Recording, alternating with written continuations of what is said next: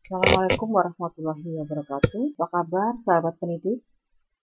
Bertemu lagi dengan saya atas janji saya melanjutkan video berikutnya bagian kedua untuk unit kompetensi skema pelatihan tatap muka selanjutnya.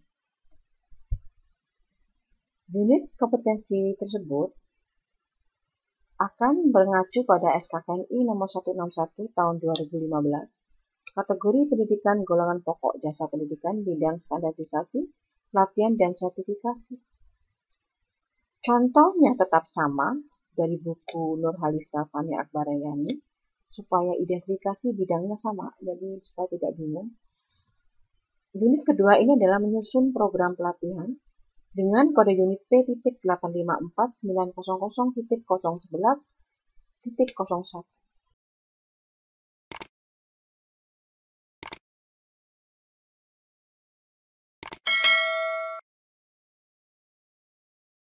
Elemen kompetensi di sini yang kemarin sudah disebutkan bahwa ini adalah sama dengan bab. Di sini berarti ada berapa bab? 1, 2, 3, 4, 5, 6. Jika di bab modul ada 6 bab. Elemen kompetensi yang pertama adalah menentukan kualifikasi program pelatihan, menentukan persyaratan peserta pelatihan, menyusun kurikulum pelatihan, menyusun silabus pelatihan, menentukan sumber daya pelatihan, dan memvalidasi program pelatihan. Baik, kita akan sedikit satu rinciannya ya. Satu-satu kita akan paparkan di sini. Ini contohnya adalah tugas 2. Kita buat di sini pakai logo. Kita logo diklat ya, seakan-akan kita ada diklat karena ini adalah trainer. Kita harus buat logo untuk contoh ini. Ini ada instruktur, ini profesi instruktur busana, profesi apa saja bisa masuk. Ini kode unitnya, menjelaskan teknik dasar menjahit. Ini adalah ini kode unit, ini judul unit, maaf. Ini identitas penulisnya, ini baru ya tahun 2020. Nah, kode program kenapa tidak dibuat? Ini karena latihan tidak perlu dibuat. Tapi jika LKP itu sendiri pasti akan punya kode programnya. Karena satu LKP pasti punya beberapa program pelatihan. Oke, selanjutnya. Daftar isi sama, kita kopas saja, ini sama ya, ikutin template, hanya halamannya aja akan berubah nantinya. Kata pengantar kita sesuaikan dengan bidang kita ya, kalau ini tadi standar kompetensi kerja sektor garment apalah subsektor menjahit. Nah ini adalah stop menjahit ini ya, jadi kita sesuai ya, ini karena kata pengantar boleh penuh, boleh sedikit ya, itu sesuai kebutuhan saja. Tapi kalau seorang dosen pasti lebih banyak karena ini memang masih apa namanya peserta ini SMK ya, SMK Tata Busana. Jadi ya semampunya saja. Oke, ini adalah menentukan kualifikasi program pelatihan. Ini tadi bab 1 ya. Nah, menentukan kualifikasi ini ada nama program pelatihan, ini nama program pelatihannya. Ditentukan berdasarkan pemakaian atau pengemasan kompetensi. Nah, ini kan ini ada pengemasan kompetensinya apa? Ada ya. Jenjangnya apa? Nih. Jenjang program pelatihan ditentukan berdasarkan jenjang kualifikasi, ini jenjang 1. Nah, kemudian deskripsi program pelatihan dirumuskan mengacu pada isi program pelatihan. Ini deskripsinya ada tujuannya, ini isinya. Setelah mengikuti pelatihan ini tentang kompeten dalam menjelaskan teknik dasar menjahit. Yang ditempuh apa saja ini ya? Ada ini sama 3 tadi, 3 yang sudah ditentukan, dirumuskan, tinggal dipindah ke sini. Perkiraan waktunya ini adalah 8 jam dalam sehari, ini berarti per jamnya 45 menit. Kemudian ini ada persyaratan peserta pelatihan.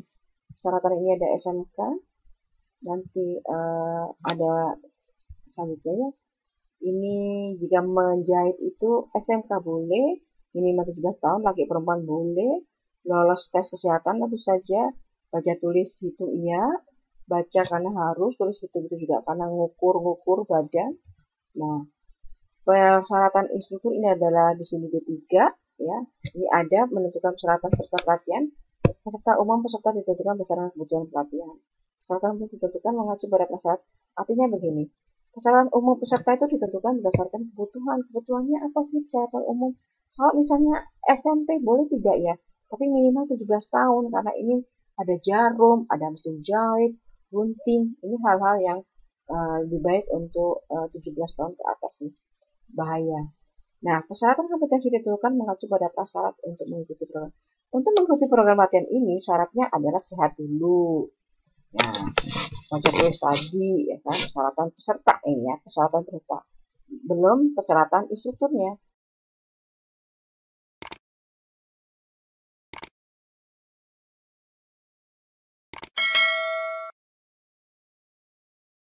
Ini kita lihat ada menyusun kurikulum pelatihan. Kalau tadi kita ada peserta untuk identifikasi persyaratan peserta sudah, persyaratan instruktur tadi ya, persyaratan instruktur pun boleh D3 boleh. Sebenarnya SMK pun boleh asal punya sertifikasi trainernya. Boleh karena ini menjahit ini dasar sekali jadi boleh baru memperkenalkan apa namanya menjahit dengan benar itu tidak masalah karena prakteknya banyak. Ini menyusun kurikulum. Kurikulum di sini pelatihan berbasis kompetensi. Kita lihat bahwa tadi yang tiga-tiganya tinggal dipindahkan sini. Perjunisnya juga ngikutin saja dari awal. Kalau bagian dua ini lebih mudah ya, dan tinggal kopas-kopas dari awal. Yang susah adalah pertama karena identifikasi kebutuhan. Di sini pengetahuan dan keterampilan disamakan. Ini jumlahnya jadi 8. Ini Bapak Ibu bisa ganti sesuai kebutuhan saja. Kelompok 6 unit kompetensi ini misalnya bisa ditambahkan ketika apa ya praktek menjahit apa atau misalnya ini ada apa berkomunikasi yang baik ini boleh nih di sini ya psikotes apa gitu di sini ada unit tambahan unit kompetensi kita lihat bagaimana orang mengendalikan emosi itu perlu di sini ya non unit kompetensinya kita harus cari kita tambahkan di sini karena ini apa namanya harus taat asas bahaya sekali jarum gunting cutter biasanya ya mesin jahit itu harus di sini apa namanya ya keseimbangan emosional ini harus betul-betul apa namanya ditambahkan juga ya sebagai unit. On the job training ini jika magang biasanya memang kebanyakan untuk menjahit itu magang langsung karena banyak prakteknya ya. Biasanya program-program di Snaker juga ada di sini banyak ini on the job training. Ini bisa ditambahkan jika memang betul ada. Nah, ini di sini tertulis bahwa unit-unit kompetensi ditentukan dengan mengacu pada pencapaian kompetensi lulusan program pelatihan. Ya, ini lulusannya itu apa? Harus pencapaiannya lulusan minimal harus mampu menjahit. Namanya SMK Tata Busana ya harus mampu minimal menjahit. Mau nggak mau gitu kan. Nah, ini materi pelatihan dikelompokkan ke dalam kelompok umum dan inti. Artinya kelompok umum secara umum itu apa sih dikelompokkan? Umum-umum itu apa? Inti apa? Inti mungkin ini seperti apakah masuk inti dan umum nanti terlihat pada acuan SKKNI ya untuk kita cari di tugas 3 ya. Nih kebutuhan OJT ditentukan sesuai dengan kompetensi lulusan ini kan. Ini biasanya memang anak SMK magang ya. Ada 3 bulan magang, 6 bulan magang semua untuk SMK kejuruan ini semua harus magang karena industrinya langsung masuk ya. Teorinya sama prakteknya disesuaikan nih. Langsung terjun langsung di sini praktek. Nah, ini menyusun silabus pelatihan. Nah, seorang trainer itu harus mampu menyusun. Ini kita lihat ada elemen unit kompetensi diidentifikasi dan sesuai unit kompetensi. Kriteria unjuk kerja diidentifikasi sesuai elemen kompetensi. Indikator unjuk kerja dideskripsikan untuk mencapai kriteria unjuk kerja. Pengetahuan, keterampilan, sikap kerja dan ini ya. Jangan waktu kita lihat contohnya saja nanti. Ini kita ada silabus ini ya. Silabus ini menjelaskan teknik dasar menjahit. Tetap jangan sampai salah. Kalau dari awal judul kok ini ya kode unitnya ini harus dari awal dari tugas 1 harus sama terus sampai terakhir. Nah, deskripsi ini juga tinggal kopas yang awal lebih gampang. Ini yang harus diketahui adalah ini elemen kompetensi ini adalah bab 1. KUK atau kriteria unjuk kerja ini adalah subbab 1, subbab 2. Kemudian indikator unjuk kerjanya apa sih ini ya? Ini pengetahuan, selalu materi ini ada pengetahuan, keterampilan, dan sikap. Nah, di sini perkiraan ini bisa ditambah, tadi juga bisa dikopas sebenarnya. 4-4 boleh atau sesuai kebutuhan. Ini kita lihat bahwa di sini ada macam-macam teknik menjahit dijalankan dengan benar. Ini indikatornya dapat menyebutkan macam-macam teknik menjahit. Mampu mengidentifikasikan teknik menjahit. Ya. Di sini pengetahuannya adalah kalau ini mampu menjahit dijelaskan dengan benar, macam-macamnya ini penjelasan macam-macam teknik menjahit.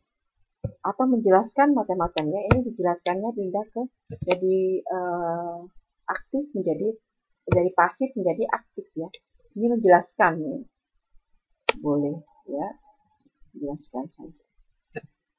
Oke, baik. Ini nanti akan terus seperti ini untuk sub bab dan bab berikutnya. Ini ada kolom untuk latihan di tempat kerja OJT ya, jika ada ya. Ini satu unitnya, satu elemen maksudnya, ini sudah dua elemen ini masuk satu unit ya. Bab 1 dan bab 2, elemen 1 dan elemen 2 ini indikatornya samakah? Kalau sama ditulis saja sini, kalau tidak ya ditambahkan beda. Kalau misalnya ini itu saja, terus kemudian menentukan sumber daya pelatihan. Kita ketahui bahwa sumber daya itu bukan hanya instruktur, bukan hanya SDM. Tadi SDM sudah ditentukan siapa yang harus mampu, apa yang boleh menjadi instruktur. Nah, sekarang sumber daya pelatihannya apa? Fasilitas dan sarana pelatihan ditentukan dengan mengacu kepada kebutuhan pelatihan setiap unit kompetensi. Setiap unit kompetensi berbeda-beda sarananya, fasilitasnya. Bahan pelatihan ditentukan dengan mengacu kepada kebutuhan pelatihan setiap unit kompetensi. Betul, ini juga ditentukan sama kebutuhan pelatihan. Kualifikasi instruktur ditentukan dengan sesuai unit. Kualifikasi instruktur tadi ada ya, materi yang akan dilakukan. Oke, baik. Ini ada daftar pelajaran bahan yang digunakan. Ini juga judul unitnya ini, kode unitnya ini bahan ini ada tersebut pada SKKNI. Kita bisa kopas atau bisa menambahkan, boleh yang sesuai kebutuhan saja untuk daftar peralatan dan daftar bahannya. Kadang-kadang di SKKNI mungkin bahan ajarnya tidak disebutkan atau bisa ditambahkan. Kemudian rancangan pelatihan di tempat kerja. Ini sama OJT ya, di tempat kerja tadi ya. Ini instruktur tetap sama, lembaganya apa saja, kegiatannya tempat kerja. Ada alamat disebutkan aja alamat sini. Ini real ya, kalau ini real karena tempat kerja jadi hari dan tanggalnya kapan, area kerja di area kerja apa, sebagai apa, misalnya ada kalau misalnya di pabrik itu khusus menjahit apa gitu kan, dia part by part per bagian biasanya kalau di dunia. Beda dengan di butik misalnya. Apakah di butik juga part by part kira-kira atau satu satuan gitu kan jahitnya. Nah, kita tulis sini. Nah, elemennya ini kegiatannya praktek dan ujian tertulis ya. Ini ketika praktek dan ujian tertulis artinya semua harus membuat buku kerja nantinya. Itu artinya di buku kerja. Kemudian penilaiannya juga nanti ada di buku penilaian terakhir. Ketika sebelum uji kompetensi harus melewati buku kerja dan pelatihan untuk dinilai ya apakah itu mampu, kompeten nantinya sebagai instruktur tata busana. Pembimbingnya kalau ada disebutin sini siapa ya ini namanya. Kalau ini karena real di tempat kerja ya otomatis pembimbingnya di tempat dan pembimbing yang dari trainer ya biasanya begitu. Nah ini tadi semua yang sudah dibuat kurikulumnya, silabusnya tentu memerlukan validasi program pelatihan ya, divalidasi pada atasan. Nih, komponen-komponen program pelatihan yang harus divalidasi ditentukan. Metode validasi ditentukan sesuai dengan komponen yang akan divalidasi. Finalisasi program dilakukan dengan memperhatikan masukan-masukan yang rasional dari hasil validasi. Tentu saja selalu ada kita nungguin masukan ya, misalnya ini ya. Kita lihat evaluasi program pelatihan. Ini unsur yang dinilai apa sih masukannya? Peserta pelatihannya seperti apa? Misalnya nilainya. Kita ada range nilainya. Ini ada A itu dari 91 sampai 100, B 71 sampai 90, C 61 70, dan kurang dari 50 itu masuk D. Ini ada peserta pelatihan, pelatihnya. Peserta pelatihan dinilai pelatihnya seperti apa, asesornya nanti bagaimana, tenaga pendukungnya apa, fasilitas peralatannya juga, bahan pelatihan, modulnya, biayanya. Nah, ini harus dikasih masukan ini semua karena mengevaluasi untuk training berikutnya ya. Dan prosesnya, ini tadi masukan apa unsur yang dinilai, ini prosesnya, kurikulum dan silabus itu seperti apa, apakah disampaikan dengan baik, apakah skip itu trainernya. Nah, ini jadi kompetensi yang ditempuh apa saja, metodenya pakai apa, ceramah kah, penugasan, atau apa namanya, video bisa ya. Metodenya macam-macam, nanti ada yang langsung praktek gitu kan. Prakteknya tuh praktek langsung presentasi misalnya. Ini pelatihan di tempat kerja, ini ada pelatihan tempat kerja. Jadwal pelatihannya tuh prosesnya apa, jadwal pelatihannya apa, berubah-berubah kah, apa tepat waktu, apa jadwal hari hanya itu hadirnya molor ya, jam karet misalnya. Nah, sekarang keluaran penguasaan pengetahuan ketika sudah dinyatakan kompeten, menguasai tidak, penguasaan keterampilan juga. Tadi diajarin teknik menjahit, ternyata setelah latihan masih tetap nggak bisa gitu kan menjahit prakteknya. Terus sikap kerjanya gimana? Kalau tadi ramah karena di dalam sebagai peserta, begitu keluar sikapnya tidak baik, tidak boleh ya. Kedisiplinannya gimana? Apakah setelah menjadi peserta training tadi disiplinnya semakin bertambah bagus, motivasi kerja tentu saja semakin bagus. Nah, ini akhirnya jumlah lulusannya berapa? Dalam satu pelatihan itu jumlah lulusannya berapa? Ketika tidak kompeten, belum kompeten, itu masih dikasih kesempatan untuk membetulkan ya, mengoreksi gitu kan, asalkan mau gitu kan. Jadi akhirnya nanti akan lulus jika memang harus menurut ketika kita jadi peserta. Jadi jangan semau-mau gue gitu, karena ada semau gue karena saya merasa jauh lebih tinggi daripada trainer, akhirnya nggak dilulusin. Banyak kejadian kayak gitu. Jadi ini tetap harus ini ya, disiplin, sikap kerjanya juga harus benar-benar sebagai trainee itu ya harus menghormati trainer, siapapun trainernya harus kita hormati. Oke, untuk bagian kedua, unit kedua cukup sekian, semoga bisa diserap dengan baik. Terima kasih. Semoga bermanfaat. Sampai bertemu pada video selanjutnya.